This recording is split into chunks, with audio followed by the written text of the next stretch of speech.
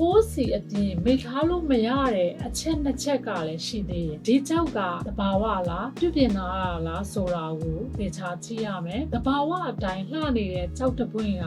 ပို့ပြီးတန်ဖိုးကြီးမားတဲ့အတွက်ကြောင့်အဲ့ဒါတွေကိုလည်းသိချာကြည့်ရတယ်နောက်ဆုံး origin မူလထွက်ရှိတဲ့နိုင်ငံကလည်းအရင်အရေးကြီးတယ်နိုင်ငံအလိုက် mind ထွက်တဲ့ dream အလိုက်ကြောက်တန်ဖိုးကလည်းကွာခြားသွားတယ်ရှင်အဲ့ဒါကြောင့်လည်းအဲ့ဒီအချက်တွေကိုလည်းမေ့ထားလို့မရအောင်ဒါဆိုရင်ကြောက်တပွင့်ဝယ်ယူတဲ့အခါမှာလေ့လာတဲ့အခါမှာဒီ 4C ကိုအခြေခံပြီးကြည့်ရမယ်ဆိုတာကိုလည်းသိသွားပြီတဘာဝဟုတ်လားမဟုတ်လားဆိုတာကိုလည်းစစ်ဆေးရမယ်ဘယ်နိုင်ငံကကြောက်ဆိုတာကိုလည်းမင်းမြန်စုံစမ်းဖို့ဆိုတာလည်းတကယ်လိုအပ်တယ်เนาะဒီအချက်တွေအားလုံးကိုချိန်ဆပြီးမှကြောက်ရဲ့တံမိုးအရေးသွေးကိုအမှန်တကယ်အကဲဖြတ်နိုင်မှာဖြစ်တယ်